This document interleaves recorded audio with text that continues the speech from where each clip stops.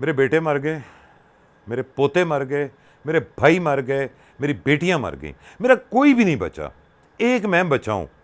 मरना मुझे अभी भी उसके अल्फाज याद हैं।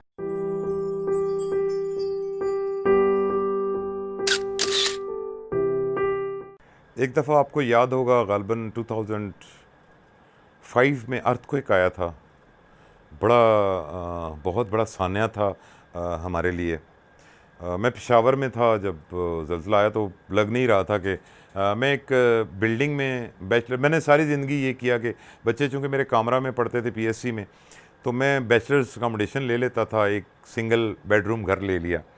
तो बिल्डिंग जब झूली तो मुझे याद है कि मैं कलमा ही पढ़ रहा था, मुझे लग रहा था कि ये हमारी लाइफ का आखिरी दिन है। हालांकि उसका मरकज़ शायद एप्टप बफ़ा साइड पे था, लेकिन तो उस वक्त मुझे याद है कि मैंने कंपनी ने हमारी ऑफ़र की कि एज़ ए वॉलंटियर कोई जाना चाहता है, अगर volunteer not on company expenses.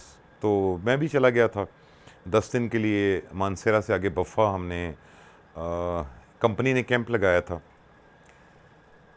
वो वही बात है कि हर स्टेप ऑफ लाइफ जो होता है ना, उसमें आपको सीखने को बहुत कुछ मिलता है। वहाँ मुझे उन्होंने एज ए कैंप मैनेजर उन्होंने कहा, जी आप, फंडिंग हमारी है, पैसा हमारा है, चीज़ें माचिस की डिब्बी से लेके लग्जरियस टेंटेज तक हमें कंपनी ने प्रोवाइड की। ट्रक के ट्रक आते थे। तो उसमें मुझे लोगों से मिलने का और ज़िंदगी को बहुत करीब से देखने का मौका मिला। हम लोग अपनी फ़्लो में जा रहे होते हैं, गाड़ी है, सलफ़ मारा, चल पड़े, आपको खाना मिल जाता है, आपको सहूलियात मिल जाती हैं। तो मेरे ख़्याल में बंदे को वो जो झटके ज़िंदगी में लगने होते हैं, वो जो कभी अल्लाह की तरफ से कुदरती आफ़त है या अपने अमाल का नतीजा भी हमें कभी कभी भुगतना पड़ जाता है, उसके लिए भी मेंटली इंसान को तैयार रहना चाहिए, और हम नहीं होते। वो फिर मेरा जो बफ़ा का 10-15 दिन का एक्सपीरियंस था, उसमें मैंने बड़े लोगों को बड़े अच्छे, मैंने एक स्ट्रेटजी बनाई। एक तो हमने टेंट विलेज बनाया, वहाँ पे 50 टेंट लगा के लोगों को खाना प्रोवाइड करना, ज़रूरत की माचिस से लेके चूल्हा दिया, खाना दिया, चीज़ें दी, एक मस्जिद बनाई, एक स्कूल बनाया, एक डिस्पेंसरी बनाई। हमें डॉक्टर्स लाहौर से कंपनी ने प्रोवाइड किए थे। वो भी लाइफ का बड़ा बड़ा ज़बरदस्त एक्सपीरियंस था। कुछ बड़े इमोशनल से सीन भी थे वहाँ पे। मुझे याद है कि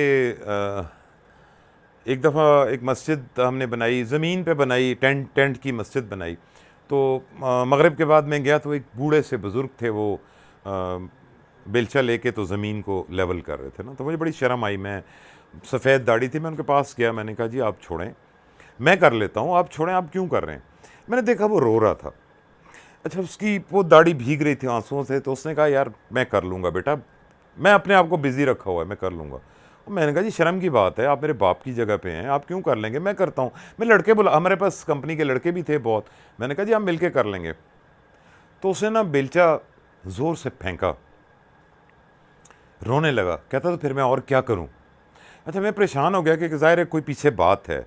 तो मैंने कहा, जी क्यों करना चाहते हैं।